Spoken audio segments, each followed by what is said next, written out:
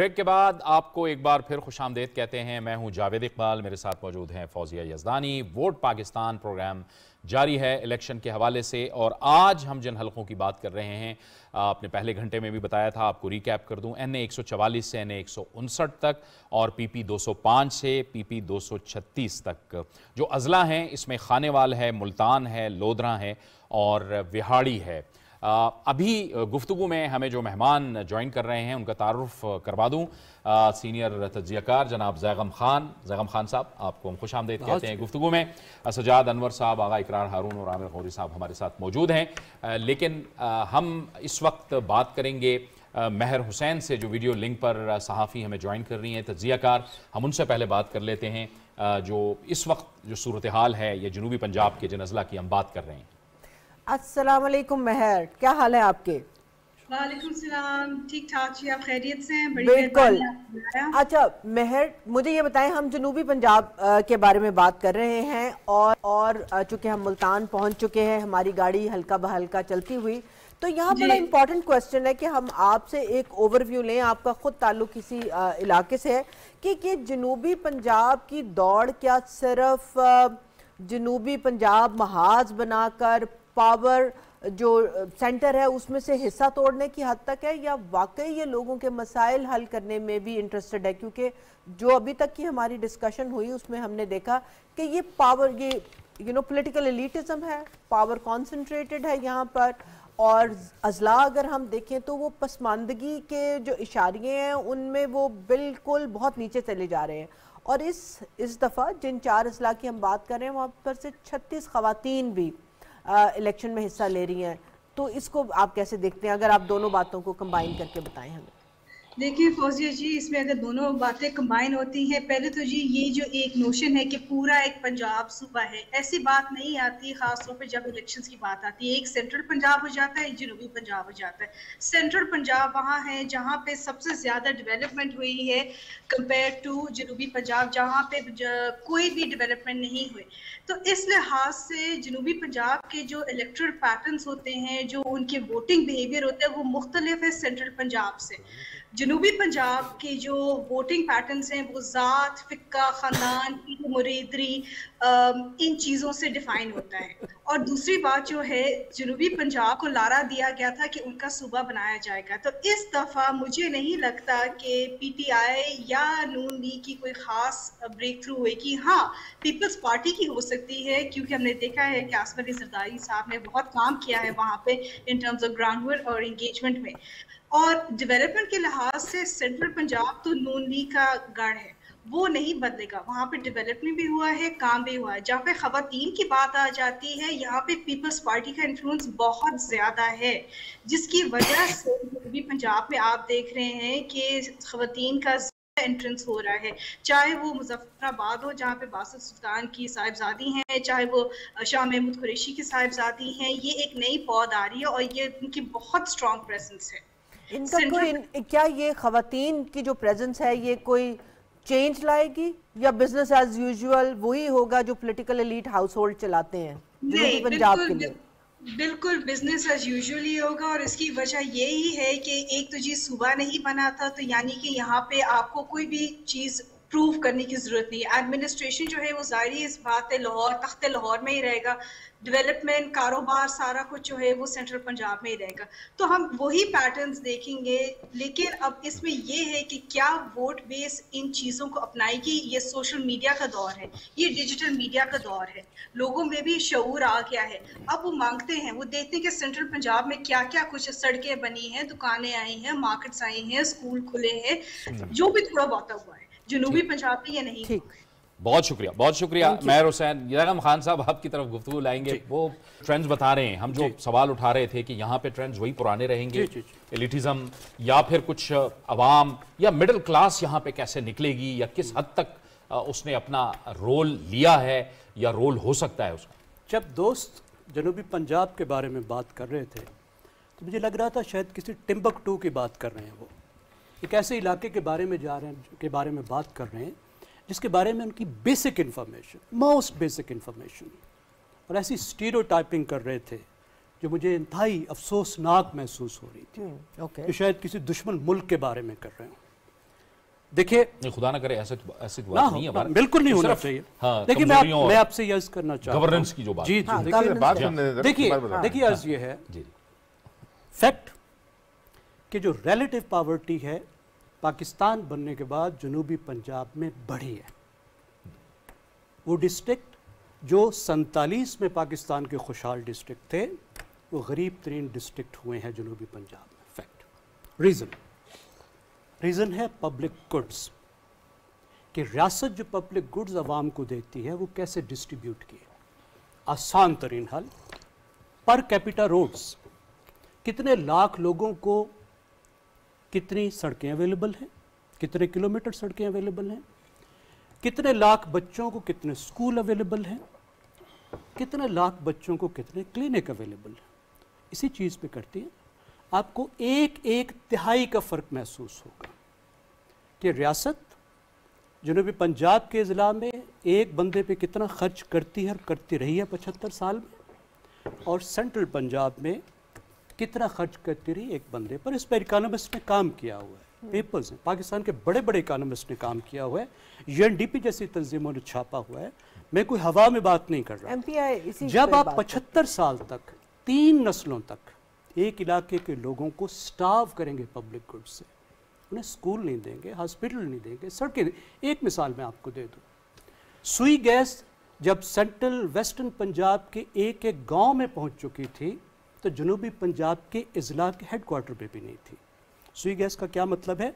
आपने 50 साल तक मुफ्त जलाने का ईंधन फराहम किया है।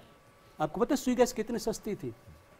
लोग माचिस की एक तीली बचाने के लिए चूल्हा बंदी करते थे। इसी में देखिए एक हाउस होल्ड को कितना आप सब्सिडाइज कर रहे थे। बिजली सबसे आखिर में पहुंची, अभी भी मुकम्मल नहीं पहुंची। अच्छा, अब क्यों हुआ ऐसा? एक लाइन नहीं, सिर्फ एक लाइन ऐड कर दूं क्योंकि मुझे लग रहा है आप उसी तरफ जा रहे हैं। क्या ये सब बातें सिर्फ रियासत, हुकूमत और इंतजामिया का कसूर है या सियासतदान भी शामिल? मैं आ जाता हूँ ना इस पर। सियासतदान मुझे पता था आप जा रहे हैं, क्लास मैंने कहा ऐड करें। अच्छा, अभी आप देख लीजिए, अभी जो 15 साल है मियां शहबाज शरीफ का जो मॉडल है वो तो अमीर तैमूर है। फिर आप बजट उठा के देखिए, और एक बजट वो होता है जो लिखा जाता है, फिर वो बजट होता है जो वापस आता है at the end of the year. आप देखिए 60 से 70% बजट उन्होंने लाहौर पर लगाया, डेवलपमेंट बजट पूरे पंजाब का। तो आपका ख्याल है जो बाकी 20-30% वहाँ जा रहा था वो भी तो मुंतखब अजला में जा रहा था ना। मुसलसल इस तरीके से उनको स्टार्व किया गया है। दूसरी चीज़ जो तरक्की की वजह रही है वो रही है जॉब्स में। आज से 10 साल पहले तक आपको वहाँ का थानेदार नहीं मिलता था। छोटे स्केल की नौकरियां भी यहाँ से जाती। जब अफसर यहाँ का बैठा है तो वो मुलाजिम भी यहाँ का ले जाएगा। FPSC में या CSS में तो अलग कोटा है नहीं। अफसरान को छोड़िए, जहाँ पे कंपटीशन नहीं होता वहाँ पे नौकरियों में स्टाफ किया गया। अब आप इस इलाके में जहाँ बैठे हैं, पोठोहार में बैठे हैं, यहाँ लोगों को कुछ अर्सा पहले फ़ौज में सिपाहियों की नौकरियाँ मिली थी। आज वो घर खुशहाल हैं, उनके बच्चे जर्नैल बन गए, उन्होंने बच्चों को तालीम दे दी। आपने दूसरी पब्लिक गुड जो फैसिलिटी थी, आज तक जॉब्स में उस इलाके को मुसलसल स्टाफ किया गया। अब क्यों हुआ? इतने बड़े बड़े नाम भी इस इलाके से हैं, हो गए ना। उन्होंने आवाज नहीं उठाई। क्यों नहीं आवाज उठाई? देखिए वजह पाकिस्तान को हुकूमत ने तो बजट भी मैं अर्ज करता हूं, बजट ज्यादा दिया था, टोपी ड्रामा ज्यादा था, टोपी ड्रामा ज्यादा। वजह है बड़ी वाज़ेह सी वजह है। देखिए पाकिस्तान जो है उसको सैलरीड चलाती है, उसको तनख्वाहदार सैलरीड क्लास चलाती है। ओके, पहले तो आधी जो पाकिस्तान की तारीख है उन्होंने तो डायरेक्ट हुकूमत की है। पहले 10 साल सिविल सर्विसेज ने की, उसके बाद मिलिट्री ने की। आधी तारीख जिसमें रही सियासतदान रहे वो एक हाइब्रिड सिस्टम था। तो असल जो फैसला, असल अख्तियार है, मुझे बताइए कि महकमे का चीफ अकाउंटिंग ऑफिसर कौन होता है? मैडम आप बताइए। सेक्रेटरी। क्या वो मिनिस्टर होता है? Secretary. Thank you very much. महकमे का चीफ अकाउंटिंग ऑफिसर सेक्रेटरी होता है। और जैसे जैसे आप कोई चीज़ बिल्ड करते जाते हैं किसी इलाके में, उस इलाके का बजट बढ़ता जाता है, क्योंकि हम जो गुफ्तगू करते हैं वो गुफ्तगू करते हैं डेवलपमेंट बजट की। आज हम कहते हैं मुल्तान में एक स्कूल बना, हम कहेंगे जी ये डेवलपमेंट बजट उसकी तरफ गया है। लेकिन अगर कसूर में 10 स्कूल बने हुए हैं, उन स्कूलों को मेंटेन करने के लिए जो पैसा दिया जा रहा है उसको तो डेवलपमेंट बजट में भी आप नहीं गिनता ना। तो एक रिकरिंग एक्सपेंस है, तो वो एक मोमेंटम उसमें मुसलसल बिल्ड होता चला जाता है। तो इस वजह से उस इलाके को पॉवर्टी में धकेला गया है। मैं बिल्कुल डिफेंड नहीं कर रहा सियासतदानों को, सियासतदानों को डिफेंड करने की बात नहीं है। अब देखिए, मैं ये उसको दूसरी बात की जा रही थी, शायद आप फरमा रहे थे कि लोग जो है बड़े गुलाम हैं, बिरादरियों की सियासत है। तो ये गुजरात में जो जट्टों की सियासत है, ये मतलब क्या कोई आइडियालॉजी की सियासत है? जितनी सेंट्रल पंजाब में बिरादरी की सियासत आप तस्वर नहीं कर सकते, वहाँ तो बिरादरियाँ हैं ही नहीं। इस तरह की बिरादरियाँ एग्जिस्ट ही नहीं करते। पाकिस्तान में पेट्रेज की सियासत है। अगर आप खाली बिरादरियों की सियासत कह देते हैं, इसका मतलब है कि वोटिंग पर जो रिसर्च हुई है, पाकिस्तानी वोटर पर, वोटिंग पैटर्न पर जो रिसर्च हुई, आपने उसको कुछ नहीं पढ़ा। इसके बावजूद मुसलसल आपको एफर्ट नजर आती है। 1977 में एक होम्योपैथ ने हरा दिया तो फारूक लगारी के बाप को। अभी पिछले इलेक्शन में फाटा की एक लड़की ने हरा दिया है वहां के सरदारों को। मुजफ्फरगढ़ एक के बाद एक तलंगे को एमएनए मुंतखब कर रहा है। जमशेद दस्ती की क्या लेकिन ये हमने मेंशन किया था। अब देखिए अलीट का देखिए इवॉल्व हो रही है। अलीट का एक रोल जो है, अलीट का एक रोल जो है वो सब पे होता है। अभी मुझे अर्ज करने दीजिए, आखिरी बात देखिए, जो चेंजिंग पैटर्न है वो ये है कि पाकिस्तान में क्रोनी कैपिटलिस्ट जो है वो कब्जा कर रहा है पूरे मुल्क पर, मुल्क की सियासत है। जब अयूब खान का मार्शल लॉ लगा था ना, और जिस वक्त उन्होंने कहा था कि जो दरिया है इनको हार्नेस किया जाएगा, तो दरिया तो पाकिस्तान में आप इंडस वाटर ट्रीटी को छोड़ दें तो दरिया तो एक ही चल रहा है ना, सिंध, बाकी सारे उसमें जाके मिल जाते हैं। तो जिस वक्त यहाँ पर सारे के सारे जनाब बिराज से लेके यानी कालाबाग के मकाम के ऊपर और नीचे तौसा बिराज और चश्मा बिराज, यहाँ से जो नहरें निकाली गई हैं और फिर जो रिंग फेंस किया गया है बखर और लैया जैसे शहरों को, खुशाब जैसे शहरों को, जहाँ नहरें गई हैं, जहाँ ज़मीन की अलॉटमेंट हुई है, ये उसी तरह है जिस तरह पंजाब के अंदर अगर फर्ज के जो मंडी टाउन्स बने थे, चाहे वो बिहाड़ी है, चाहे बूरे वाला है, उससे पहले फैसलाबाद देख लें जो लायलपुर था। सवाल ये है कि इस इलाके के अगर लोग खुद जब वज़ीर आज़म बनते रहे हैं, वज़ीर बनते रहे, वज़ीर आला बनते रहे, उनका किसी ने हाथ पकड़ा हुआ था? तो वो जो पुराना शहर है सारा, वो जो गेट्स वाला शहर था, जो किसी ज़माने में क्या को ज़बरदस्त खूबसूरत जगह होती होगी, मिट्टी उड़ रही है ना दौलत गेट पे, हरम गेट के दरमियान वाले इलाकों में, वो खड्डे खुदे हुए उधर, तो किसी ने हाथ पकड़ा हुआ था गिलानियों का? बाकियों का पॉइंट भी ले लें, फिर आप जब हम बात कर रहे हैं इसी में ऐड कर दें, आप जो बात चल रही है, कलेक्टिव फेलियर है एलीट का इस मुल्क के अंदर, इसलिए कि वो जिस आप भी कह रहे हैं ना, क्रोनी कैपिटलिज्म नहीं है। अगर क्रोनी कैपिटलिज्म होता ना तो इस इलाके के अंदर मिलने लगी होती है, सालों का दूर होता है। उस इलाके में नहीं है, मैं वही कह रहा हूं। क्यों उस इलाके में परमिट नहीं मिला? अफसर ने परमिट दिया भाई, अफसर ने परमिट दिया। एक पॉइंट सुन लेना, कल शहबाज शरीफ कहीं गए हुए हैं और वही बात जो मैं पिछले प्रोग्राम में भी कह रहा था, वहां जाके ऐलान कर दिया कि जी यहाँ पर यूनिवर्सिटी बनेगी। ओ भाई 4 यूनिवर्सिटियां बना लें, ठीक है ना। मुशर्रफ के ज़माने में हमारा उसके साथ फड्डा होता रहा, डॉक्टर अताउर रहमान, नाम नहीं लेने चाहिए, लेकिन मैंने कहा यार जिस मुल्क में बिजनेस नहीं है वहाँ हर जगह बिजनेस स्कूल 5-5 मरले के अंदर यूनिवर्सिटी खुली हुई है, क्या बेचना चाह रहे हैं आप लोगों को? यहाँ से जो बच्चे निकलेंगे, अगर फर्ज किया मुल्तान का बच्चा मुल्तान में नहीं रहना चाहता तो ये किस कदर शर्म की बात है कि 700 साल पहले, 800 साल पहले it must have been you know a centre of excellence, trade का, बाकी चीजों का। जो जगह तबाह रही होती है वो तबाह कैसे होती है? एलीट का अपना इंटरेस्ट नहीं होता, they have abandoned those areas and they have come and settled in Lahore and Islamabad.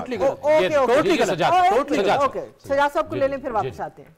अच्छा, ये जो सोशियो इकोनॉमिक इंडिकेटर्स की बात की गई कि ख़ास तौर पे जनूबी पंजाब के लोगों को धकेला गया गुर्बत में, अफलास में, ये तो सच तो है। अब ये इसकी रीजंस ये कह देना कि सिर्फ ब्यूरोक्रेसी का प्रॉब्लम था तो उसकी वजह से हो गया। जो बड़े स्लॉट होते हैं ना पाकिस्तान में, पावर स्लॉट, वो प्रेसिडेंट होता है, वो प्राइम मिनिस्टर होता है, वो गवर्नर होता है, वो सीएम होता है।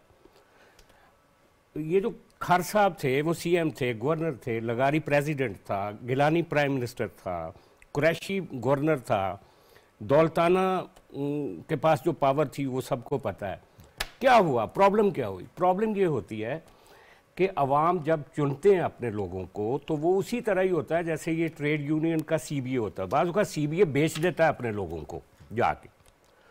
अगर शहबाज शरीफ अमीर तैमूर बन सकता है इनके बकौल, तो गिलानी का हाथ किसने पकड़ा है, कुरैशी का हाथ किसने पकड़ा है, लगारी का हाथ किसने पकड़ा है? तो बेसिकली अगर सारा बोझ आप उठा के रख देते हैं ब्यूरोक्रेसी। हाँ, पाकिस्तान में ये हुआ। मैं समझता हूँ कि जितना वल्नरेबल ब्यूरोक्रेट है पाकिस्तान में, उसको कल का नहीं पता होता कि उसने अपनी सीट पे होना है या नहीं होना। दुनिया में कहीं पे भी इस तरह का आपका उससे निकाल ही कोई नहीं, अच्छा, निकालता उसकी रीजन क्या है? उसकी रीजन क्या है कि दुनिया में एक टिन्योर होता है हर फेडरल सेक्रेटरी का, यहाँ पे कोई टिन्योर नहीं है। कल का किसी को पता नहीं। तो बेसिकली इलाके में एक माइंड सेट है कि सरकार नौकरी देती है। उन्होंने कहा नहीं भाई, नौकरी आपने खुद क्रिएट ऐसा कोई माइंड सेट नहीं है, वहां मिलता ही नहीं है। सरकार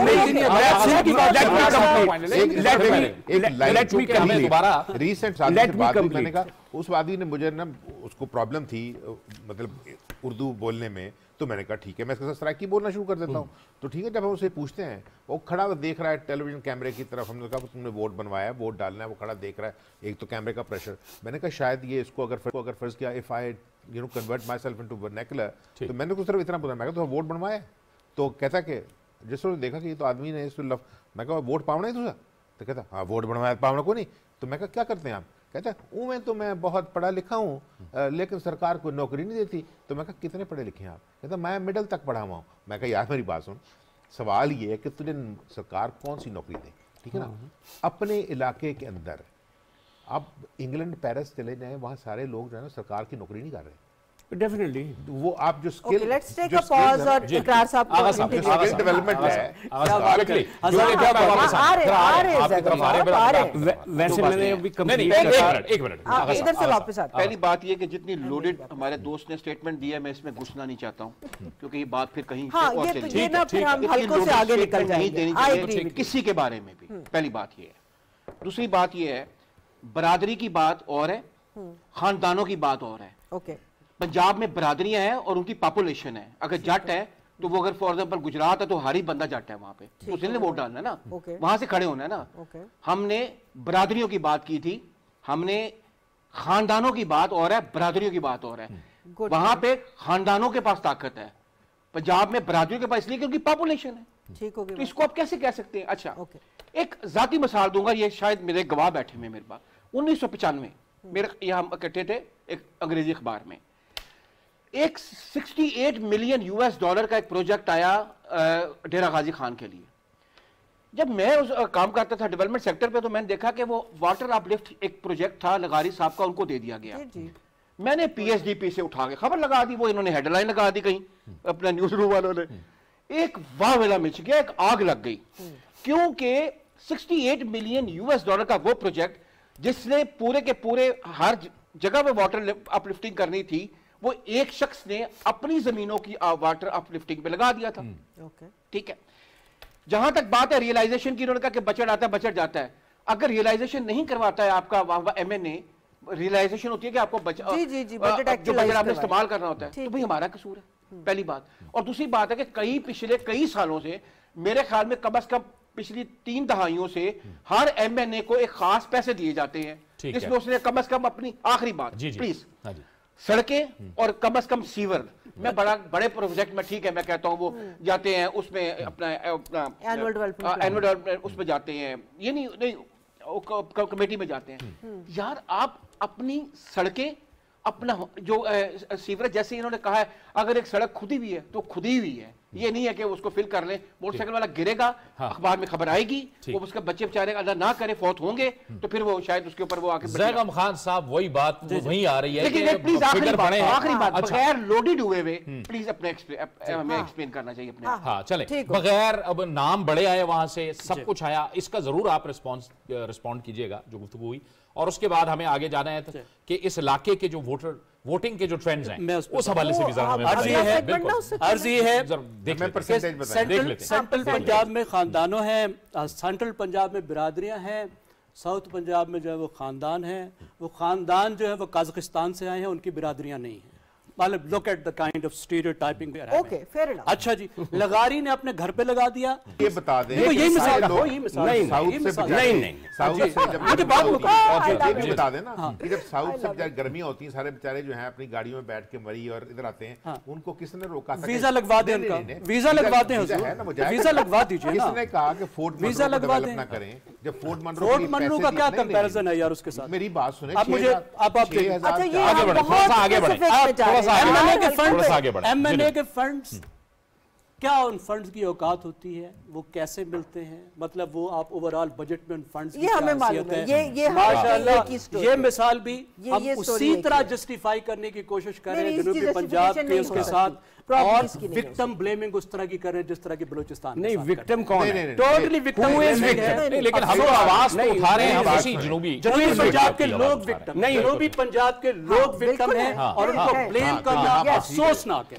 हम उनको नहीं ब्लेम करेंगे, नहीं, हम तो नुमाइंदों की बात लोगों को कर रहे हैं। नहीं, आप वहाँ के कल्चर को ब्लेम कर रहे हैं, आप ऐसे बात कर रहे हैं जैसे पता नहीं किस दुनिया की नहीं, एलियनेट कर रहे हैं, आप अदराइज कर रहे हैं, की आम आवाम, आप उसको इस तरह अदराइज, आप उसको पंजाब मानने को तैयार नहीं, आपके लिए सिंध आम आवाम की बात, मतलब ये क्या बात? ये पॉलिटिकल जलसा है, तो सिंध पाकिस्तान में नहीं, सरायकी सूबा नहीं बनने लगा। नहीं, मैं नहीं चाहता सरायकी सूबा। मेरी बात आप जैगम खान साहब हमें ये बताइए, क्या बात? ये सुने।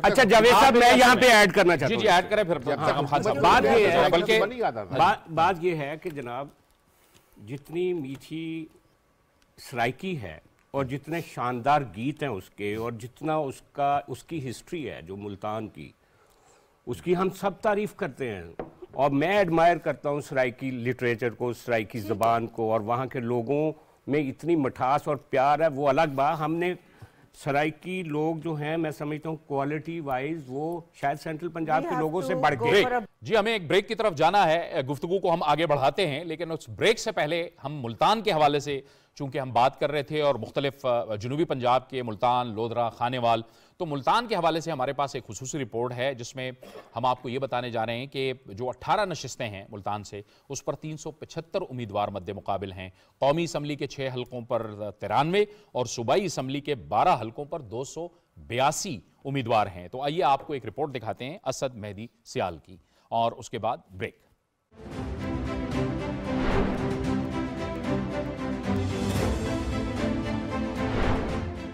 मुल्क भर में इंतखाबात 2024 की तैयारियां जोरों शोर से जारी हैं। अगर बात की जाए मुल्तान की, तो साल 2018 में मुल्तान से कौमी असम्बली के 6 हलकों से 69 उम्मीदवार मैदान में थे, जबकि सूबाई असम्बली के 13 हलकों में 153 उम्मीदवारों के दरमियान मुकाबला था। 8 फरवरी 2024 को होने वाले इंतखाबात में मुल्तान में पहले से भी ज्यादा उम्मीदवार मैदान में हैं। कौमी असम्बली के 6 हलकों में 93 उम्मीदवार, जबकि सूबाई असम्बली के 12 हलकों में 282 उम्मीदवार मद्दे मुकाबिल हैं, जिनमें 18 खवातीन उम्मीदवार भी किस्मत आजमाई कर रही हैं। मुल्तान से अलग सूबे का मंशूर रखने वाली एक सियासी जमात भी पहली बार इलेक्शन में हिस्सा लेगी, जिसने कौमी असम्बली के लिए 2 और सूबाई असम्बली के लिए 5 उम्मीदवारों को मैदान में उतारा है। मुल्तान के अवाम से जनूबी पंजाब सूबा बनाए जाने का वादा माजी में मुख्तलिफ सियासी जमातें करती रही हैं। अब इस मसले पर 2024 के इंतखाबात के मौके पर अहले मुल्तान क्या सोच रहे हैं और अपने मसाइल के हल के लिए उनकी क्या तवक्कुआत हैं, आइए जानते हैं। मैं NA 150 हल्के से हूँ, मगर मैं ये चाहती हूँ कि जो भी हुकूमत आए ना, वो आवाम का बड़ा ख्याल करे। जैसे हमारे यहाँ गैस का बड़ा इशू है, अब जैसे सर्दियाँ और सर्दियों में ही गैस नहीं है, जो कि सर्दियों में होनी चाहिए, और सीवरेज का जैसे इशू है, गैस का इशू है, इसको प्लीज़ रिजॉल्व करें। हमारे इलाके में काफ़ी मसाइल हैं, गैस के मसले हैं, रोड तामीरात का है, एजुकेशन का मसला। हमारे जो इलाके के मसाइल तो खैर बहुत ज़्यादा हैं। सबसे बड़ा मसला तो लॉ एंड ऑर्डर का है। वहाँ पे डकैतियाँ, चोरियाँ, आज मुल्तान पे हमारा इलाका टॉपर है, शारक डाल हमने मुल्तान। दूसरा वहाँ स्ट्रीट लाइट का बड़ा प्रॉब्लम है, सेवरेज का प्रॉब्लम है, और सही तो सफाई के काफ़ी मसाइल हैं वहाँ पे। इस बार इंशाल्लाह मैं ज़रूर वोट दूंगी, और जो भी हुकूमत आएगी बस यही कहूँगी कि जो ख़वातीन के मसला मसाइल है उनको जो है वो रिजॉल्व किया जाए। सुबह बनना चाहिए, पर जो हालात वाक़यात चल रहे हैं हमें बनता हुआ नज़र नहीं आ रहा। जनूबी पंजाब सूबा एक इंतज़ामी मामला है, और इस पर मैं ये समझता हूँ कि जनूबी पंजाब की महरूमियों को ख़त्म करने के लिए अगर ये बनाया जाए तो well and good.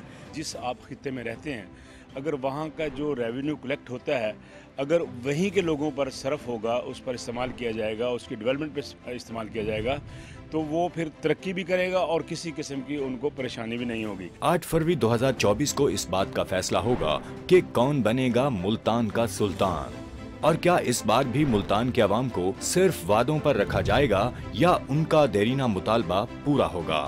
Asad Mehdi Sial, Pakistan television news, Multan.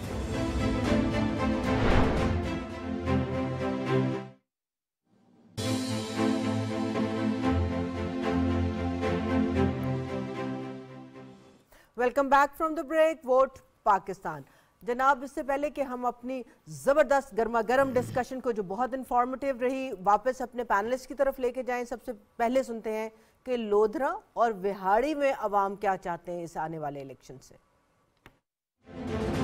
मेरा वोट बना हुआ है, इंशाल्लाह 8 फरवरी को कास्ट करेंगे और मेरी आने वाली हुकूमत से तवक्कुआत है कि वो मुल्क की माशियत के लिए बेहतर इक़दाम करे और जो सबसे ज़्यादा तवक्को है वो है कि वो किसानों के लिए ना रिलीफ फराहम करे।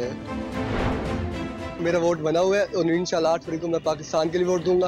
वैसे तो हर पार्टी का अपना अलग अलग से मंशूर एक नज़रिया है, लेकिन मेरे जहाँ पर मेरा दिल मानेगा वहाँ पर जाके वोट दूंगा। एक अलग पार्टी है, मुंतखब है जिनको मैं वोट दूंगा, और मुझे लगता है कि जो पार्टी पाकिस्तान के लिए बेस्ट होगी उसको अपना वोट कास्ट करूँगा। वोट पाकिस्तान के लिए है। मेरा वोट अल्हम्दुलिल्लाह रजिस्टर्ड है। हम आने वाली हुकूमत से तवक्कुआत करेंगे कि कोई भी हुकूमत आती है, हम उससे तवक्कुआत करेंगे कि हमारे पाकिस्तान के लिए तरक्की का अहम किरदार अदा करेगी, और स्पेशली हमारे ज़राअत के हवाले से, क्योंकि हम एक ज़रूरी मुल्क हैं। ज़रूरी मुल्क होने के नाते हम बाहर से चीज़ें मंगा रहे हैं जो हमारे लिए नुकसानदेह साबित हो रहा है। मेरा वोट बन चुका है और मैं ये वोट पाकिस्तान के हक़ के लिए इस्तेमाल करूँगा, और मैं अपनी हुकूमत से यही उम्मीद रखता हूँ कि वो मेरे लिए रोज़गार का अहतमाम करेगी, और मैं ये वोट पाकिस्तान की खुशहाली के लिए इस्तेमाल करूँगा। मैंने पहली दफ़ा ये वोट कास्ट करना है और मैं उस कैंडिडेट को देना चाहूँगा जो हमारे मसाइल्स को हल करेगा। जैसा कि ज़िला विहाड़ी में ना कोई मेडिकल कॉलेज है, ना कोई यूनिवर्सिटी है, और मैं गुजारिश करता हूँ कि ये हमारी डिमांड्स को पूरा किया जाए। मेरा वोट बना हुआ है, इंशाअल्लाह इस दफ़ा मेरा वोट उस जमात के लिए होगा जो पाकिस्तान के हालात को बेहतर करेगी और बेरोज़गार लोगों के लिए रोज़गार निकालेगी, और जो कीमतें आसमान को छूने लगी हैं उनमें कमी होगी। जो अच्छा उम्मीदवार होगा इस इलाके का मैं उसको कास्ट करूंगा, और जो आइंदा हुकूमत आने वाली है उससे मैं उम्मीद करता हूं कि जो किसान हैं उनके लिए अच्छा पैकेज फराहम करें।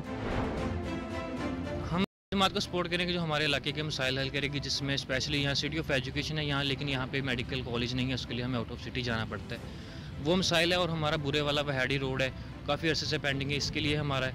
तो ये जो जमातें हल करेंगी हमारा वोट उसका है। जी, आपने देखे अवाम के तासुरात, लेकिन ज़ैगम खान साहब बात वही है जो हम गुफ्तगू कर रहे हैं, अवामी मसाइल का हल।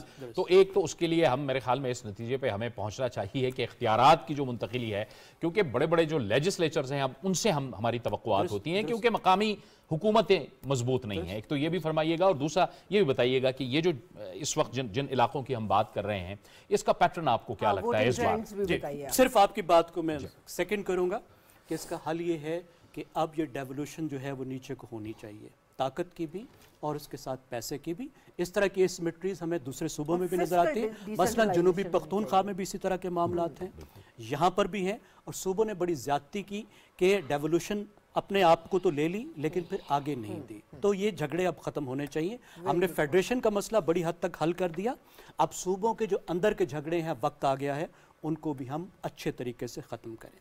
अब थोड़े पैटर्न पर आते हैं। देखिए, सबसे जो अहम ज़िला है वो तो मुल्तान है ना, और मुल्तान जो है वो जनूबी पंजाब का दिल भी है, सेंटर भी है। यहाँ मुल्तान की ज़रा हम कहानी देख लेते हैं। देखिए, मुल्तान का जो लव अफेयर है पाकिस्तान पीपल्स पार्टी के साथ, वो 1970 से शुरू हुआ, जिसमें 46% वोट इकट्ठे लिए। 77 को ज़रा छोड़ दें, 55% वोट थे, लेकिन फिर आगे 47%, 49%, 97 से कम होने शुरू हुए। जैसे पंजाब में हमें नज़र आया कि पीपल्स पार्टी नीचे गई, तो यहाँ भी जनूबी पंजाब में भी साथ ही पीपल्स पार्टी नीचे गई, जब 36% वोट चले गए, यानी 10-12% कम हुए। 2002 में 35%, 2008 में थोड़े से फिर बेहतर हुए 38%, लेकिन फिर आखिरी जो 2 इलेक्शन हैं तो हमें नज़र आता है कि 13 में 22% और 15 में 2000 अभी जो 18 था उसमें 15% हो गए। लेकिन पीपल्स पार्टी के वोटों की बात करें, लेकिन फिर भी अगर आप देखें तो ओवरऑल जो पंजाब की एवरेज है उससे ये दुगने हैं। पंजाब में 2018 में पीपल्स पार्टी ने 7% वोट लिए, लेकिन मुल्तान का डिस्ट्रिक्ट आप देखें तो 15% वोट लिए। तो कुछ ना कुछ आपको नजर आता है कि अभी तक एक फुट होल्डिंग वहां पे पीपल्स पार्टी के बहुत मौसर नहीं है, लेकिन अगर वो ये होता है और फिर देखिए 15% वोट उस वक्त बहुत अहम हो जाते हैं अगर वो किसी कॉन्स्टिट्यूंसी में कंसंट्रेटेड है, फिर वो कॉन्स्टिट्यूंसी निकाल लेते हैं। हमें ये भी देखना हो कि जो वोट है या क्या डिस्पर्स्ड है या कुछ कॉन्स्टिट्यूंसी में कंसंट्रेटेड है। अगर हम मुस्लिम लीग नवाज को देख लें तो मुस्लिम लीग नवाज जो है 93 से अच्छी परफॉर्मेंस रही है 46%, फिर उसके बाद 97 तो वैसे ही था जैसे पीपल्स पार्टी का 77 था, उस तरह का था। एकदम से बहुत बड़ा स्पाइक था जिसकी आज तक किसी को समझ नहीं आई, 61% पे चली गई थी। लेकिन फिर उसके बाद जो है 2002 में जब आपको पता है मियां नवाज शरीफ मुल्क से बाहर थे 29%, 2008 में ड्रामेटिकली जो है वो रिकवर किया था मुस्लिम लीग नवाज ने बाकी पंजाब में, यहाँ पे नहीं किया, यहाँ पे सिर्फ 22% वोट थे 2008 में। 13 में काफ़ी अच्छी परफॉर्मेंस थी 43%, लेकिन फिर जो 18 है उसमें आके 31% काफ़ी कर गई। तो आखिरी जो 2 इलेक्शन है उसमें हमें नज़र आता है कि पीटीआई एक बड़े थ्रेट के तौर पर इमर्ज की है। 2013 में उसने 31% वोट लिए, तो 2018 में उसने ले लिए 43% और 2018 में उसने सरपास कर लिया। कल जो हम देख रहे थे सेंट्रल पंजाब में, वहाँ नजर आता था कि मुस्लिम लीग नवाज को एडवांटेज रही है पीटीआई पर, पीटीआई से वो आगे रही। लेकिन इन डिस्ट्रिक्ट में हम देख रहे हैं कि मुस्लिम लीग नवाज जो है वो पीटीआई से पीछे चली गई, यानी पीटीआई के 43% वोट थे तो मुस्लिम लीग नवाज के 31% थे। मुझे सिर्फ थोड़ा सा ये ऐड करने दीजिए कि पीटीआई किन इलाकों में उभरी है। पीटीआई के वोट की जो ज्योग्राफी है वो आपको निगलेक्ट की कहानी बताती है कि जिन इलाकों को मुस्लिम लीग नवाज ने निगलेक्ट किया। केपी में आपको मुस्लिम लीग नवाज की हुकूमत में कोई मुश्किल से कोई वजीर मिलेगा, कोई ओहदा मिलेगा, टोटली इग्नोर्ड। केपी एक उनका सेंटर बना। और साउथ पंजाब टोटली निगलेक्टेड, चाहे वो उनकी प्रोविंशियल गवर्नमेंट हो या सेंट्रल गवर्नमेंट हो, बस भर्ती का कोई एक आध जो है वो वजारत दे देते हैं गैर अहम, तो वहाँ पे भी दे वर इग्नोर्ड हर लिहाज से वहाँ। और तीसरा आपको नज़र आया कराची, कि वहाँ पर भी जहाँ पे मुस्लिम लीग नवाज ने कराची में कोई काम नहीं किया था, पीपल्स पार्टी का वैसे ही एमक्यूएम के साथ मामला था, तो तीसरा हमें वहाँ सेंटर नज़र आया। तो आपको नज़र आता है कि जहाँ पे कोई पार्टियाँ खुद जाके काम करती हैं, लीडर काम करते हैं, इन्वेस्ट करते हैं, राब्ता करते हैं, तो वहाँ पे वो जड़ें बनाते हैं। तो यहाँ पे आपको वाज़े तौर पर नज़र आ रहा है कि एक पैटर्न है कि लोग हटे, पीपल्स पार्टी के साथ कमिटेड रहे, ये जनूबी पंजाब ओवरऑल में, क्योंकि पीपल्स पार्टी बहरहाल वो पार्टी है जिसने इस इलाके पर इन्वेस्ट किया। जो थोड़े बहुत तरक्याती काम वहाँ हुए, जो लीडरशिप आई वहाँ से आई, लेकिन जैसे ही पीपल्स पार्टी नीचे गई तो मुस्लिम लीग नवाज को जीते तो सही, एक दो दफ़ा जीती, लेकिन इन्वेस्ट नहीं किया, जड़ें नहीं बनाई, इसलिए पीटीआई की जगह बनी। अब ये सजाद अनवर साहब, जाहिर है वहाँ पे अगर पिछले इलेक्शन की हम बात करें तो वहाँ तो तहरीक इंसाफ नजर आती है, लेकिन अब इंतखाबी निशान वाला भी मामला है। आप इस बात को आगे बढ़ाइए। और IPP है और एडजस्टमेंट भी जाहिर है हुई है वहाँ पे। जी, मुल्तान में IPP एक सीट पे ज़्यादा पोटेंशियल उनका कैंडिडेट है जहांगीर तरीन, वहाँ पे मुस्लिम लीग नून का कोई कैंडिडेट नहीं है और पीपल्स पार्टी का भी इत्तेफाक से वहाँ पे कैंडिडेट नहीं है।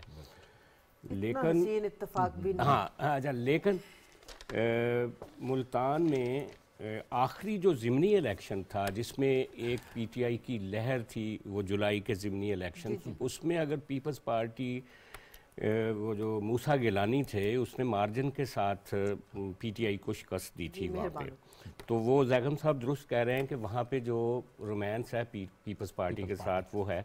और इस वक्त भी कहा यह जा रहा है कि 6 सीटों में से 3 सीटों पे पीपल्स पार्टी का बड़ा ठीक मुकाबला है, मूसा, यूसुफ रज़ा गिलानी और दूसरे कादर गिलानी।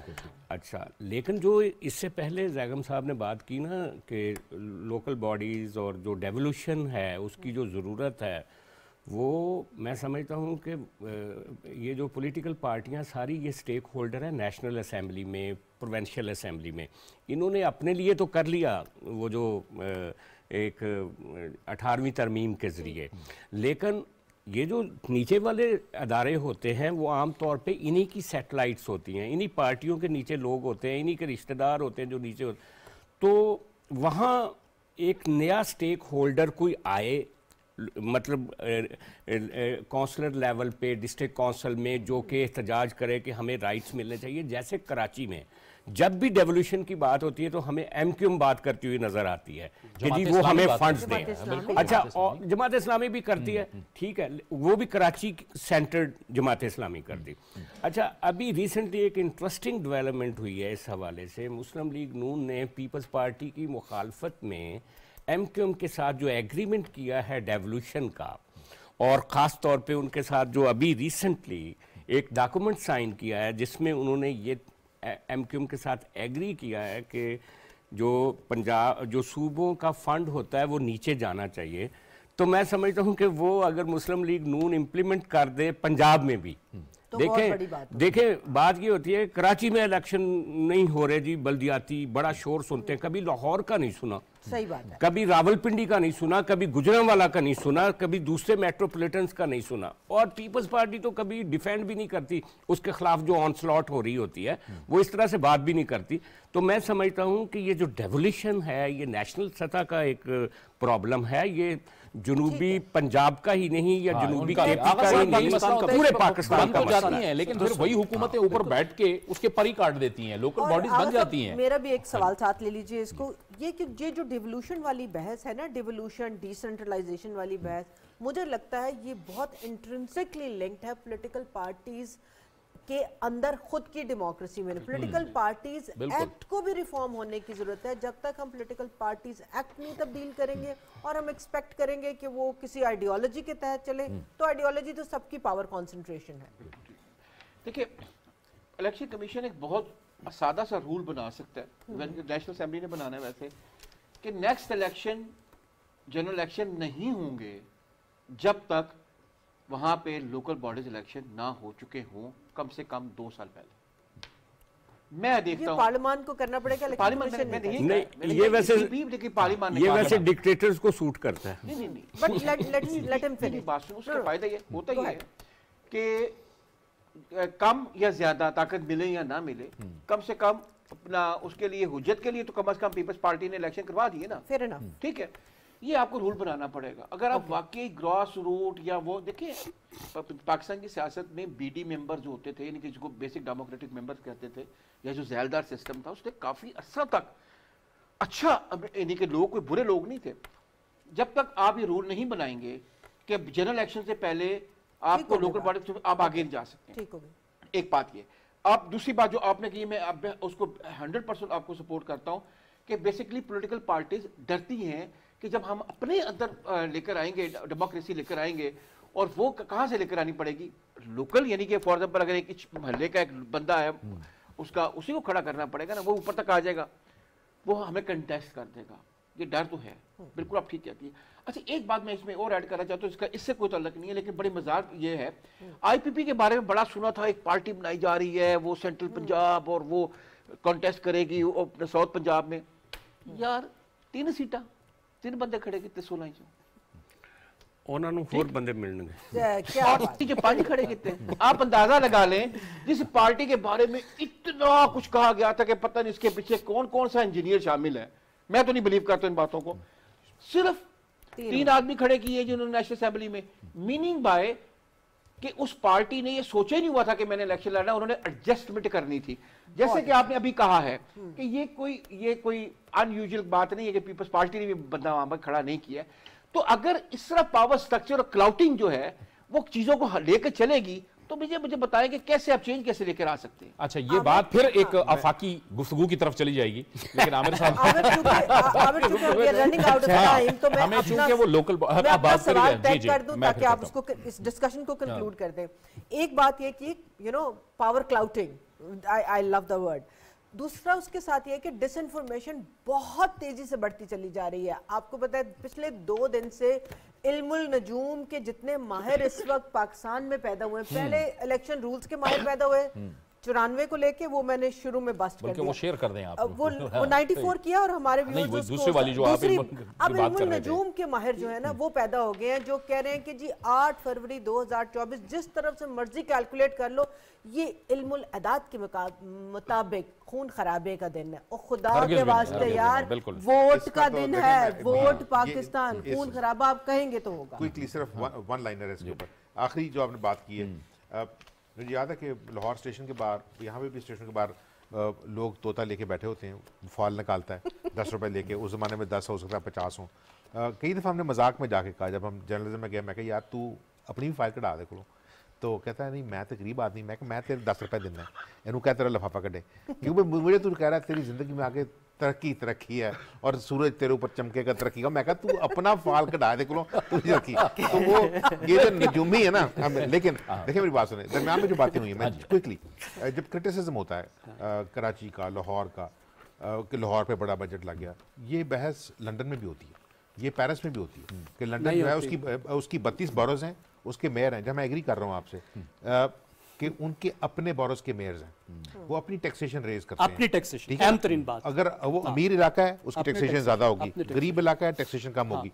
वो इसलिए नहीं बनने देते कि कल को देखे ना, जो काम है बेसिक, MNA का काम लॉ मेकिंग है, हम बार बार कह चुके हैं, उसका काम नालियां बनवाना नहीं है। उनको डर क्या होता है, अगर नालियां काउंसलर बनवानी शुरू कर देगा ना, और ये गैस शायद उसके लिए कोशिश करेगा, तो ये लोकल लीडर बनेगा। सब ट्रांसफार्मर पे वुज़रा के नाम लिखे होते हैं जी, MNA और MP लेकिन और वुज़रा के नाम, 2-3 चीजें जरूरी है ना। मेरा ख्याल है इस इलेक्शन के साथ साथ कुछ ना कुछ, मेरा ख्याल है कि जो पार्टियां हैं जिन्होंने मंशूर अभी छुपा के रखे हुए, कल तक जब आएगा मंशूर, ठीक है ना, एक खबर तो मैंने ब्रेक की थी, उसमें जो चेंजेस हैं कॉन्स्टिट्यूशनल और लीगल और एडमिनिस्ट्रेटिव, तो आई थिंक उसके ऊपर बात जब अगले प्रोग्राम में होगी। 2-3 चीजें जो हैं वो क्लियर नहीं, वो करनी जरूरी है। देखें 75 साल के बाद वी शुड स्टॉप सेइंग कि इस मुल्क के अंदर प्रेसिडेंशियल फॉर्म ऑफ गवर्नमेंट होनी चाहिए या पार्लियामेंट, वी शुड मूव। अवाम जो है ना, they should be given this right to select and deselect people. ये कोई अदारा या कोई और लोग ना करना शुरू करें, ठीक है ना। बहुत शुक्रिया। दूसरी चीज, डेमोक्रेसी जो है ना, unless it is allowed to continue its journey, हम ये लोग जो हैं ये कभी मानेंगे नहीं कभी ये फेल हुए हैं, बिल्कुल डिलीवरी पे। People need to basically throw them out unless we achieve one term ऐसी जिसमें लोगों ने, अभी भी जो शक देखे ना, सब लोग बात कर रहे हैं कि ये अनइवन इलेक्शन होने जा रहा है, यहाँ लेवल प्लेइंग फील्ड नहीं है। ये चीज़ें जो हैं ये पाकिस्तान को नुकसान दे रही हैं, पाकिस्तान के अदारों को नुकसान दे रही हैं, और पाकिस्तान एज ए कंट्री जो है ना, वो मतलब जैसा पिछली दफा हमने कहा था कि खत्म हो रहा है, जवाल तो उन मुल्कों का आता है जिनका अरूज आया हो। बहुत बहुत शुक्रिया आमिर गौरी साहब, आगा इकरार साहब आपका, ज़ैगम खान साहब आपका, सजाद अनवर साहब आपका भी बहुत बहुत शुक्रिया। इंतखाबात होने जा रहे हैं और ये सिर्फ और सिर्फ आवाम का हक है कि वो अपने जमहूरी हक का इस्तेमाल करें और अपनी मुंतखब हुकूमत का इंतखाब करें, अपनी मर्जी से करें, ये उन्हीं का हक है। और 2024 8 फरवरी 2024 इलेक्शन का दिन है, आप सब लोग बाहर निकलें और वोट पाकिस्तान। इजाजत दीजिए, अल्लाह हाफ़िज़।